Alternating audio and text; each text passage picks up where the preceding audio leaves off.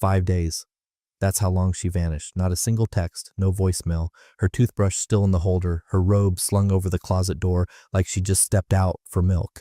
Except she hadn't, because the milk in the fridge was sour and her side of the bed hadn't been touched since last Tuesday. And you don't need to be a detective to know something's off when the woman you've been married to for 19 years starts packing like a fugitive and forgets you ever existed. I didn't panic. I set the trash out on Thursday, like always, watered the pothos in the hallway even though I always hated that thing, paid the gas bill, checked the mailbox like it mattered. I wasn't waiting for an apology. I was waiting for the sound, the one you only hear when the air shifts, keys fumbling at the lock, the wrong rhythm, the guilt rhythm. And then, Sunday evening, right as the sky dipped behind the cedar trees, and that pale blue gave way to the kind of dark you feel in your throat, there she was, my wife, Marissa, makeup cracked under her eyes, suitcase wheels clattering against the porch, the same coat she said she lost last month. She didn't even pretend to smile. Be grateful I even came home, she said.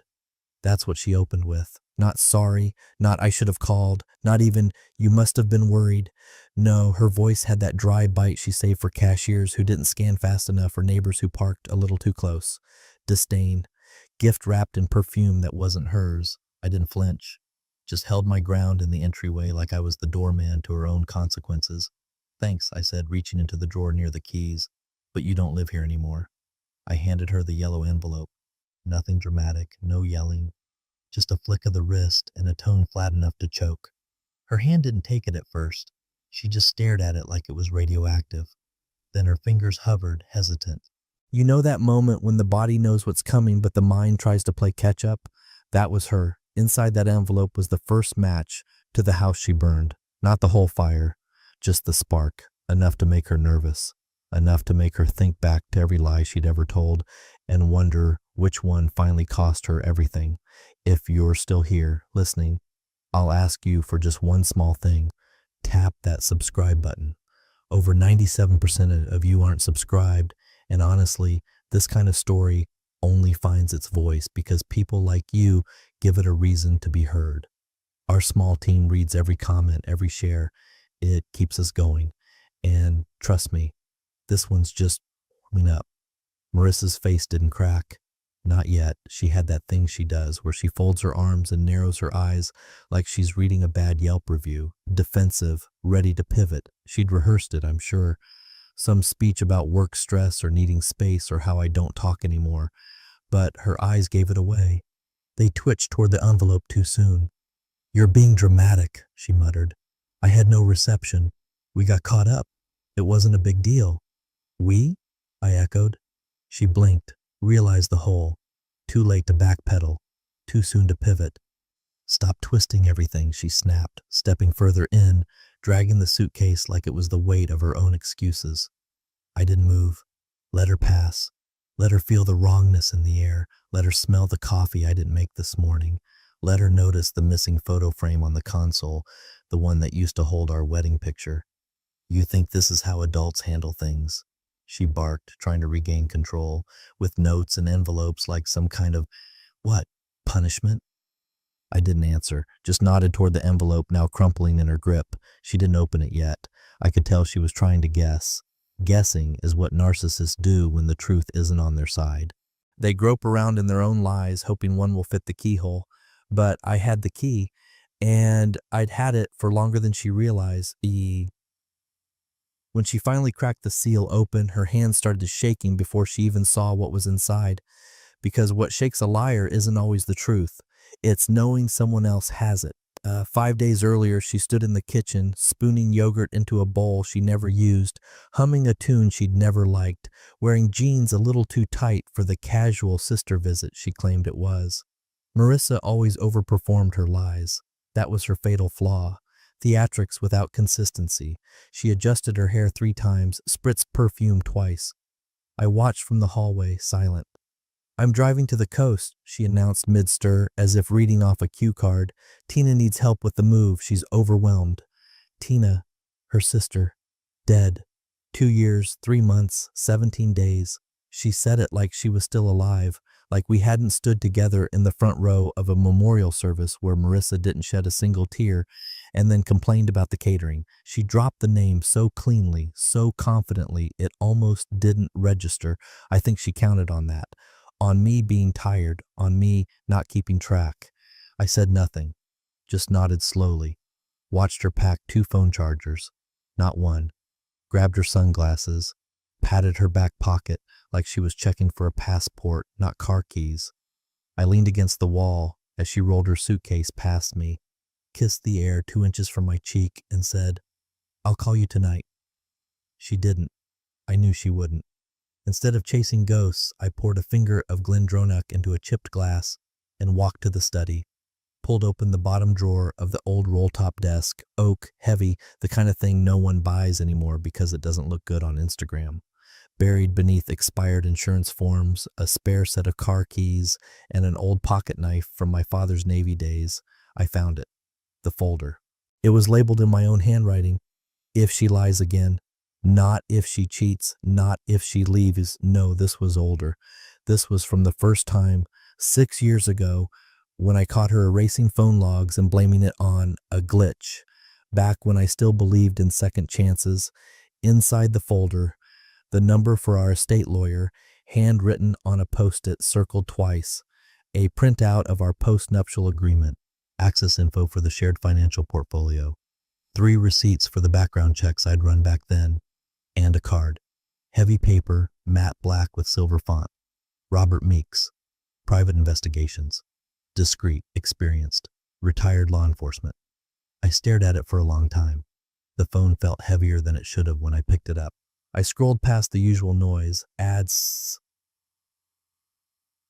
spam, some distant cousin asking for donations, and dialed the number. 2 rings. Meeks. "It's Charles Dunning," I said. "We spoke years ago." There was a pause, a faint scratch of pen against paper. "You still at the Pine Brook address?" "Yes." "Same subject?" "She said she's visiting her dead sister at the coast." Another pause. I heard his chair creak. "I take it this is a green light?" I looked toward the kitchen. The yogurt bowl was still on the counter, untouched. "It's time," I said. There was no dramatic click, no music rising behind me, just silence. The quiet kind you feel in your chest. I hung up, walked back to the kitchen, rinsed the bowl, and placed it upside down in the rack. Routine is how you keep from screaming. It's how you stay sharp. It's how you beat people like Marissa at their own game. I didn't tell anyone, not our neighbors, not our friends, not even my brother, who once warned me that Marissa lies like she breathes. She wasn't coming back with sand between her toes and a happy story. She was coming back to something she couldn't see yet. A yellow envelope, a quiet reckoning. But first, Meeks had work to do. And I had a very old promise to myself to honor. The video came at 8:46 a.m. on day 2. I was pouring coffee when my phone buzzed. No message, just a link from Meeks, password protected. Title, 317 Hotel Clippe. I didn't open it right away. Just let the steam rise from the mug as I sat at the table. The silence in the house had shifted. It no longer felt like waiting. It felt like inventory, like taking stock of a life that might not exist by the weekend. I tapped in the password, her middle name. Meeks had a sense of irony. The video was grainy but clear enough to betray her. Hotel bar, somewhere coastal by the decor, seashell lampshades, driftwood on the wall, that faux nautical vibe they think makes cheap bourbon taste expensive. She was laughing, not chuckling, laughing, that loose, free kind of laugh she used to give me when we were younger, when I'd tell stories about angry dogs and missing mailboxes, only this time, it wasn't for me, it was for him. Mid-40s, khaki slacks, the kind of shirt with buttons too shiny and teeth too white. Salesman or dentist, maybe. She touched his hand like it was muscle memory. Familiar. Thumb grazing his knuckles while she sipped a cocktail she once swore she hated. Another clip loaded right after. Elevator camera. Same man. Her hair was up now. He had the room key already in hand. Timestamp. 10:42 p.m. The last clip was the room registry, name on the reservation, Mr. and Mrs. Dalton. I paused the frame, zoomed, Dalton, her maiden name. Clever. Not clever enough. I stared at the screen for another full minute, just breathing, not angry, not surprised, just aware, like finding mold under a floorboard you already knew was soft. I picked up the phone again, dialed Marcus Langston, our financial advisor. He answered on the second ring, cheerful and fast-talking as always until he heard my voice. I need the trust file for Marissa, I said. All of it. Also canceled the joint credit cards today. There was a pause, then a quiet, understood. Langston wasn't the chatty type in crises. He'd seen enough marriages rot behind handshake smiles and vacation photos. He didn't ask why. He knew. While he worked, I walked through the house, room by room, touched the frame of our wedding photo, now tucked behind the bookshelf. Not angry, just done. I checked the lock panel by the door. Code 1432. Her birthday. I changed it to 11/04. My father's badge number.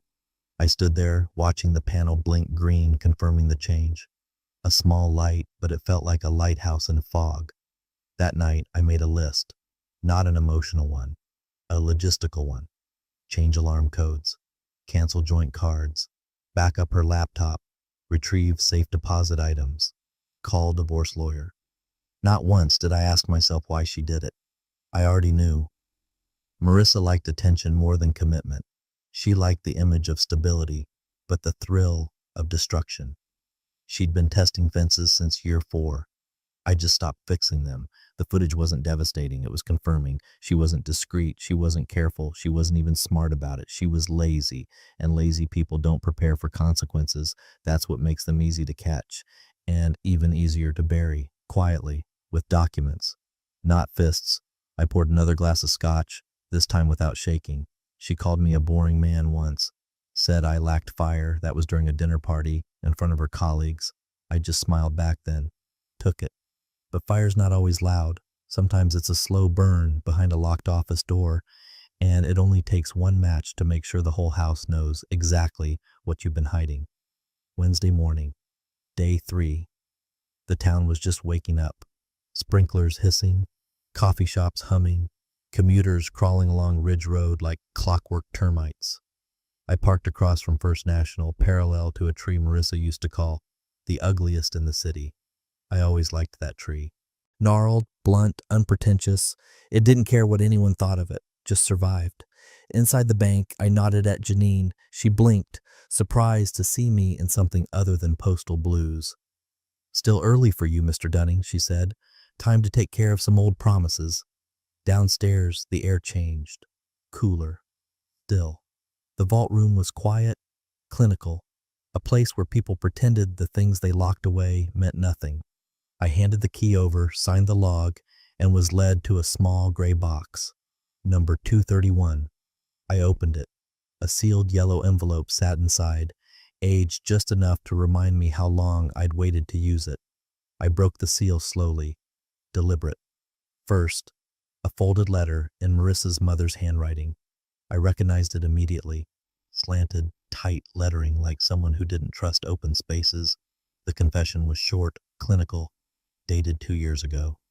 I withheld information about Marissa's prior relationship during her engagement to Charles. She had resumed contact with Graham L. in 2017. She swore it was emotional only. I now understand that was a lie. I regret remaining silent. Signed, witnessed, notarized. The irony? Her mother had once begged me not to leave Marissa during one of our rough patches. I wonder if this letter was her penance. Next, a crisp copy of the post-nuptial agreement from 2015. Page 2, Clause 6 underlined. In the event of infidelity, all jointly acquired assets, excluding retirement pensions and legal settlements, revert to the non-offending party, provided documentation is presented. She signed it, with a little heart by her name. She forgot she signed it. I never did. And then, at the bottom of the envelope, a single brass key, dull red tag. Ridgeway Storage, Unit B17. No receipt, no address, but I remembered Ridgeway. It was the storage place off the bypass where she once claimed she kept seasonal decor. I had never seen a single box come or go. Back home, I sat at her laptop. The screen glowed with indifference. I clicked for the password prompt. The usual: birthdays, pet names, song lyrics, No luck.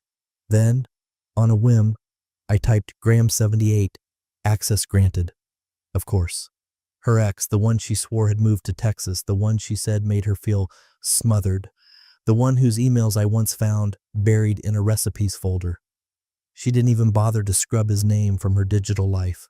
She used him as a key, so I used the key she gave me. I started printing emails, screenshots, PDFs. One stood out, an invoice from a jewelry store 3 months ago, a watch engraved, to D, always. She told me we couldn't afford to fix the dishwasher that week. I printed that too. The sound of the printer became rhythmic, clean, controlled. There was no rage, no yelling, just the quiet tick of strategy moving forward. She had walked around for years like I was the fool, like I was the old soft man watering her damn pothos while she flirted with men named Dalton and left breadcrumbs in storage lockers. She didn't hide things. She misplaced them, and I archived them. That's the difference between being clueless and being patient. She thought she was playing a game. She didn't realize I'd already built the board, counted the pieces, and written the rules. I didn't stop printing until the stack was nearly an inch thick, not because I needed the evidence, but because she needed to see it in black and white. No more bluff, no more talking, just paper and wait. It was late afternoon when Meeks called back. I was halfway through organizing the stack of printouts, photocopies, receipts, transcripts into labeled folders. I'd even bought new binders for the occasion. Something about the neatness soothed me, like the legal equivalent of sharpening knives. Charles, Meeks said without any warm-up, there's someone else. I didn't speak right away, just stared at the sunlight catching on the manila folder labeled Hotel Dalton. Of course there was someone else. I already knew about the hotel man, the one with the 2 white teeth and discount cologne, but Meeks wasn't talking about him. I'm sending you the photo now. I opened the file. It was from the airport, Marissa standing near baggage claim, leaning into a man in a denim jacket, her arms around him like they were part of each other, the kind of embrace you only reserve for someone who once promised you forever. He wasn't young, he wasn't flashy, he was, familiar. I zoomed in, froze, jawline, posture, that scar just under the chin. It took less than 5 seconds for my stomach to drop. Is that? Looks like your cousin, Meeks confirmed. Jerry. The name tasted like rust. I leaned back, let out one bitter laugh. Just one, like coughing out poison. That explains a lot, I said. The fishing trip in March, the sudden interest in home repair, the text about needing guy time. Jerry was family. Not close, but enough. We shared Thanksgivings, old stories about our uncles, the same damn birthday until I stopped going to his barbecue. He was always loud, always trying too hard to be liked, the guy who got caught stealing from our grandfather's liquor cabinet and blamed the dog. Of course, Marissa picked him. He was just enough of a scumbag to believe he could do it and just enough of a coward to think I'd never find out. You want me to follow him? Meeks asked. No, I said. He's irrelevant now. Because Jerry wasn't a player anymore. He was evidence. And evidence doesn't get to speak, it just gets documented. I hung up and immediately called Evelyn Wexler, our lawyer. No paralegal buffer, no assistant runaround. Evelyn and I go back. She handled my pension dispute when the USPS tried to short me, Pitbull and Pearls. Charles, she answered, voice clipped. You ready? We're not just filing anymore, I said. She paused. You found something. I found enough to rewrite the whole damn chessboard. Filing or freezing? Both. Got it. I could hear the rustle of papers, the click of her laptop. She was already working. I want her access revoked by Friday, I said. I want injunctions drafted, and I want a copy of the post-in-up ready to land on her lap the moment she walks through that door. Consider it done, Evelyn replied. You need restraining orders? Not yet. Yet. Because Jerry changed the calculus. He made it more than betrayal. He made it blood deep. An infection inside the family tree. And when you've got rot in the roots, you don't trim the branches, you dig deep, you cut clean. I walked into the guest room, Marissa's reading room, she called it. She never read in there. It was just where she kept gifts I never gave her. I opened the closet. Sure enough, there were bags. Small ones. Hidden ones. A hiking backpack. A duffel with tags from Tampa. One had fishing lures still in it, untouched. Jerry never fished. I pulled them all out, laid them on the bed, and photographed each one. For the record, for court. Then I sat back, cracked my knuckles, and looked at the envelope again. The yellow one. Still sealed, still waiting. It wasn't just a goodbye. It was a weapon. And now it had ammunition. I set the yellow envelope on the kitchen table like it was a place setting for a ghost, just me and it side by side, under the soft whir of the ceiling fan that Marissa always said made the light too cold. Strange how silence has its own temperature when you know what's about to happen. I slid the documents in slowly, deliberately, one by one. No ceremony, no rage, just wait. First, the divorce papers. All 17 pages signed and notarized. Evelyn had drafted them with surgical precision, no ambiguity, the post-nup clause highlighted, the statement of infidelity backed by exhibits, asset reversion language that made it clear she gets what she packed. Next, the voicemail transcripts. Meeks had helped with those, pulled from her burner phone's backup. I read each line before printing them, phrases like, "I miss you more than I should," and "he's basically just furniture at this point." Some ended with emojis. The court won't care, but I did. They're small, but they show how carelessly she treated destruction. Then the photos. 4 total. One of her with Mr. Dalton at the hotel bar. One with him holding her waist at the elevator. One of her at the airport with Jerry, arms around him like I never existed. And the last one, my favorite, was from Ridgeway Storage, the unit security cam. Her loading a box into the unit marked B17, labeled D's things in permanent marker. She looked happy. She looked free. I added the storage key next, taped it to a sheet of paper that simply read, "You signed for this unit in your name. The lock was broken when I got there. Nothing was taken. Everything was photographed." Last came a short letter, 4 sentences. No threats, no emotion. Just closure she wouldn't be able to interrupt. "You left for 5 days without telling anyone. I've made my decisions." In that same silence, everything in this envelope is fact, not feeling. When you open it, the life you recognize ends. I folded it clean, slid it on top. The envelope was full, just thick enough to sag when I picked it up. I didn't seal it yet. That would come later. I stood for a moment looking at the kitchen. Everything was in its place. That's the thing about revenge when it's done right. It doesn't need heat. It doesn't even need hatred. Just order. Just clarity. I opened my contacts and dialed the front desk at Eastern Design Group, where Marissa still pretended she was leading the social strategy. She hadn't led anything in years. "Hi, this is Charles Dunning. I'm calling on behalf of Marissa. She's going to be out indefinitely. Health-related, no further details at this time." The receptionist mumbled some compliance line. I didn't care. It was about cutting her off from every excuse, every lifeline, every thread of her performance. Next, I called Lorraine, her mother. I hadn't spoken to Lorraine in months, not since she left a cryptic voicemail asking if I was still okay with everything. She knew something, always had, but she stayed silent because daughters are easier to protect when the husband is tired and polite. She picked up on the second ring. "Lorraine, I suggest you come by tomorrow morning. Marissa will be home. There's something you should be present for." Silence. Then a wary, "Is she all right?" "She's alive. Whether she'll be all right depends on how she opens an envelope." I hung up before she could press further. Last call. Jerry. 1 ring. 2 voicemail. I didn't bother with pleasantries. "You come near me again, I'll make sure your face is the one fronting this entire mess. That's not a threat, it's logistics." Click. No yelling, no venom, just architecture. When I finally sat back down, it was nearly 10:30. I opened the fridge. Eggs, still good. Bread, barely. I made toast, fried 2 eggs, set 1 plate down across from mine. I ate slowly. The second plate stayed untouched. Marissa always liked breakfast when she came home from a trip, said it helped her land. Tomorrow, she'd land in reality, not gently, not soft, but hard, with the weight of every lie laid bare in black ink. And this time, I wouldn't be sitting across from her. Just the envelope. She doesn't touch it at first.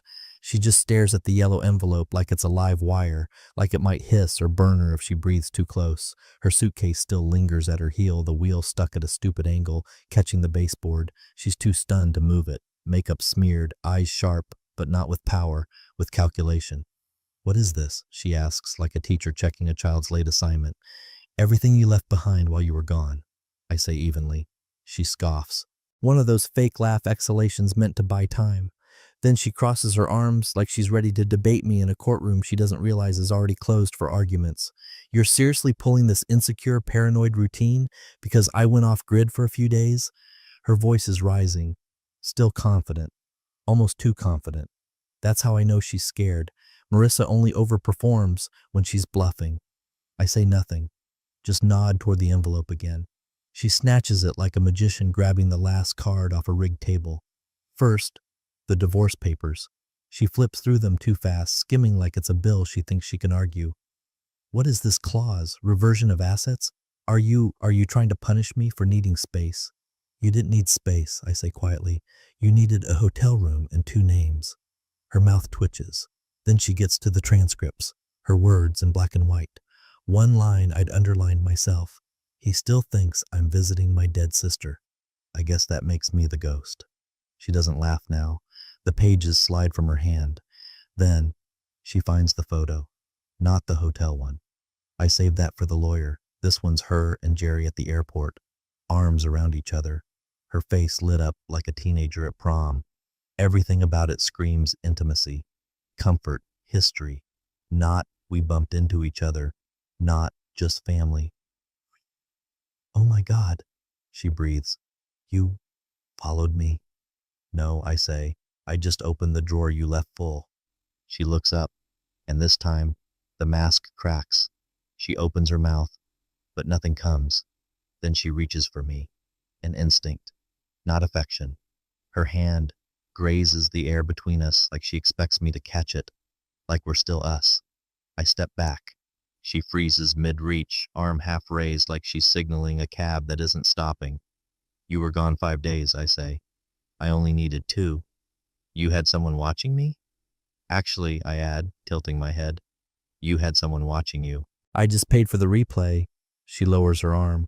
Charles, this isn't you, she tries. You don't do this. You bottle things up, you stew, then we talk, and we fix it. I don't fix what's already ash. She swallows hard, eyes darting, the kitchen's suddenly too small, too bright, every detail landing sharper than she expected, like the missing wedding photo or the fact that only 1 coffee mug sits in the drying rack. You're blowing up everything over a mistake. Which part? The hotel, the storage unit, the affair with my cousin, or the receipts you left in a folder labeled D's stuff? She blinks. I see it then. That flicker of real fear, not because I'm yelling. I'm not. It's the silence, the calm, the weight behind every word that tells her this isn't a fight. It's a verdict. You're not going to listen, are you? She says, quieter now. You're just done. I listened for 19 years, I reply, but you never really spoke, not truthfully. She grabs the envelope again, thumbing through as if the order of the papers might change, as if a better version of the story might be hiding in there. You can't just erase me, she whispers. I didn't. Then I pause. You did. She tries to speak again, but this time, she chokes on it. Not a sob, not yet, but that dry click in the throat when your body realizes it's lost before your mind can accept it. Marissa Dunning had built herself an empire of control, gaslight, spin, delay, cry if needed, weaponize guilt like a pro, but for once there were no lines left to feed me, just facts. And silence, and the sound of her own breathing catching as the room, the whole house, tilted away from her. The battlefield wasn't hers anymore. It never really was. The knock came like thunder on a clear day. Marissa jerked at the sound, nearly dropping the folder. She glanced at me, her eyes scanning for clues. Was this part of it? Was this just coincidence? I didn't answer. She opened the door hesitantly, almost like she expected a reporter, or worse, someone else she'd lied to. It was her mother. Lorraine stepped in slowly, wearing a raincoat even though it wasn't raining, face drawn in a way I hadn't seen since Tina's funeral. She looked smaller than I remembered, not physically, just like someone who'd finally realized the spotlight she'd helped build was now a floodlight aimed at the wrong person. Charles, she said softly, almost guilty. I nodded. Marissa straightened. Mom, what are you? Lorraine held up a trembling hand. You told me he was unstable, she said. Her voice cracked, but her eyes didn't blink. You said he was getting paranoid. That he was watching you. Obsessive. Marissa glanced at me, then back at her mother. Mom, he is. You don't know what he's been doing? You didn't tell me you emptied his account. The words dropped like a stone between them. Marissa froze. I said nothing. I got a call from your aunt yesterday, Lorraine continued, eyes locked on her daughter now. Said you were asking about borrowing against the trust. You told me you were covering medical bills, but Charles never went to the hospital. Marissa opened her mouth to speak, but Lorraine cut her off again. You drained it, Marissa, not just his checking, the annuity, the secondary account, the money your father left, all of it. She looked at me then. I thought you'd lost it, she whispered. Turns out she was banking on me believing that. I almost felt bad. Almost. Another knock, harder this time. Rhythmic, professional. I didn't move. Marissa walked to the door again, slower, like she already knew what was waiting. A man in a black windbreaker, holding a manila folder and a clipboard. Marissa Dunning? She hesitated. Yes? You've been served. He handed over the envelope and left without another word. Clean exit. No drama. She stood there, holding it like it was radioactive. What the hell is this? She snapped, looking at me. Lorraine took a step back. That's the formal side of what you already opened, I said. The legal end of it. She tore open the new envelope, flipped through it, and then finally she dropped into the kitchen chair like her bones couldn't hold her anymore. Charles, she said, voice soft now. No anger. Just pleading. Please, don't do this. We can figure this out. I'll explain everything. Jerry was nothing. That hotel was a mistake. I panicked. I turned slowly. I'm not doing anything. She blinked. I already did it. Lorraine covered her mouth with one hand, eyes glassy. I didn't know if it was grief or relief. Marissa tried to stand again. You can't throw away 20 years, Ahmed. No, I said. You already did. I'm just sorting the debris. She looked to her mother, desperate now. Mom, you're not going to just let him ruin me. Lorraine stepped back. You ruined yourself. I just stopped pretending you didn't. I picked up the second coffee mug from the table, poured it down the sink, let the hot water run as it rinsed away the traces. I'll be gone by next week, I said. The property transfer is already in motion. You'll receive the formal split in 2 days. I suggest you talk to a lawyer who doesn't believe your stories. She stared at me, open-mouthed, empty, no tantrum, no rage, just a woman realizing the trapdoor had already swung open beneath her, and she'd been the one to pull the lever. The silence in the room was heavy. Then Lorraine spoke one last time. You know what hurts? She said to her daughter. He didn't even raise his voice. Marissa didn't respond. Because what could she say? This wasn't a fight. It was an execution. And the body was still warm. The panic didn't come all at once. It leaked in slowly, like a crack in a dam, widening with each breath she took. First, her hand trembled as she sifted through the documents again, hoping, desperately, that maybe she'd misread, that maybe this was just a scare tactic, not a total collapse. That something, anything, was salvageable. Then her eyes landed on the small brass key taped to a sheet of paper, red tag, faded Sharpie label, Ridgeway Storage. She blinked. Wait, what key? She asked, voice thinner now. Not shrill, just breaking. What storage? I didn't even bother answering right away. I just finished rinsing my mug, dried my hands with the same dish towel she once used to wipe lipstick off her teeth before dinner parties. Finally, I turned. There's a rental in your name, I said, calm as a surgeon. You signed for it. Left the door cracked. She stared at me like I'd spoken another language. Then her eyes darted to her mother, still standing silently in the doorway like a courtroom witness who's just heard too much. No, that's not possible. I mean, didn't leave anything there. I mean, not like that. I didn't move, just nodded toward the envelope again. You should see it for yourself. I could almost hear the equation running in her head, trying to calculate what she left behind, what she forgot, what was labeled, what wasn't. She took the key, didn't say another word.